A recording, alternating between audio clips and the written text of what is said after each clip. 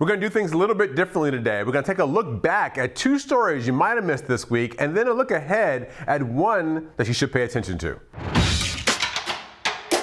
Crisis in Kashmir. Ice on fire. Butter cows, fried Snickers, and helicopter rides. The Iowa State Fair is happening right now. I'm Jamal Simmons, and this is why you should care.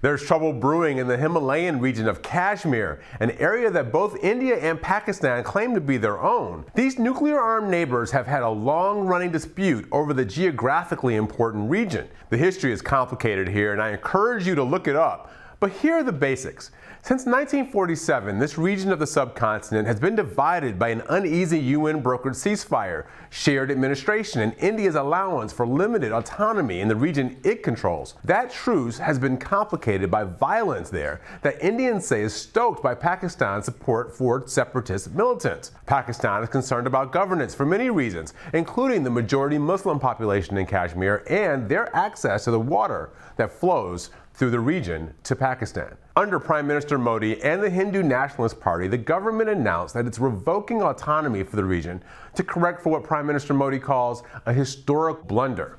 Pakistan denounced India's act as illegal, with the country's military warning it will, quote, go to any extent to support Kashmiris. Now here's why you should care. There are over 3 million people of Indian and Pakistani descent in the United States. They are our friends, neighbors, and colleagues, and many of them care because so many of their friends and family members could be impacted. Pakistan and India have been staring at each other down the barrel of a gun for 70 years, and now there are nuclear weapons on both sides. Any military exchange in this region has the potential threat of nuclear action.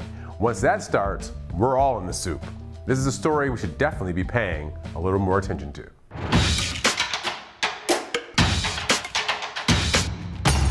Governments, please put your heart.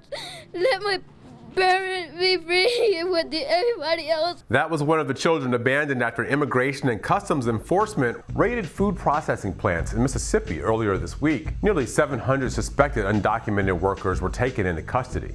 About 300 have been released.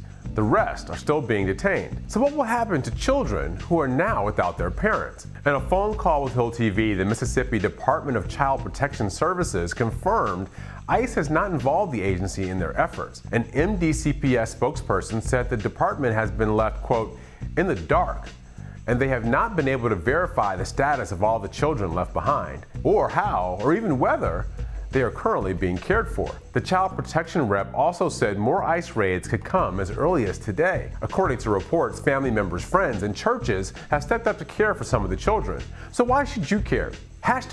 #children. This is the time kids are getting excited or dreading going back to school. They're ready to show off their cool new backpacks, colorful pins, or dope sneakers. This is the time friends are reunited and favorite teachers get big hugs. But for these Mississippi kids, this is the time they sat in fear, scared because their parents didn't pick them up, scared because ICE came to get them. Breaking immigration laws is something we should not encourage.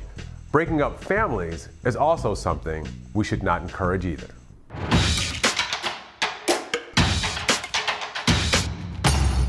There are a few ways to get it right and a bunch of ways to get it wrong. The Iowa State Fair opened yesterday with all the things we've come to love about this political tradition.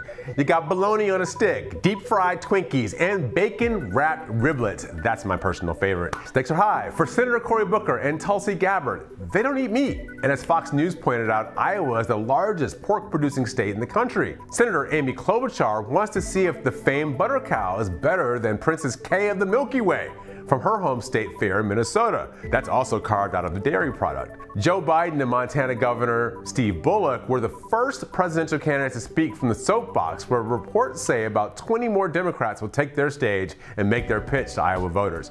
There's some great stories about candidates who have nailed the state fair and others who have tanked. That was where Mitt Romney argued with the protester that corporations are people too. John Kerry ordered a smoothie in a place where people eat fried Snickers.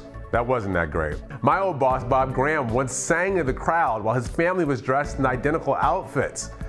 That didn't go over very well either. On the other hand, Donald Trump didn't even try to play the folksy game. He flew into the fair on a helicopter emblazoned with his name and then gave kids helicopter rides.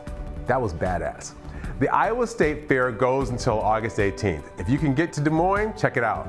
I wish I could. Thanks for watching Hill TV on YouTube. Be sure to click subscribe and hit the bell so you know when we post new videos. And head to thehill.com for all the latest political news.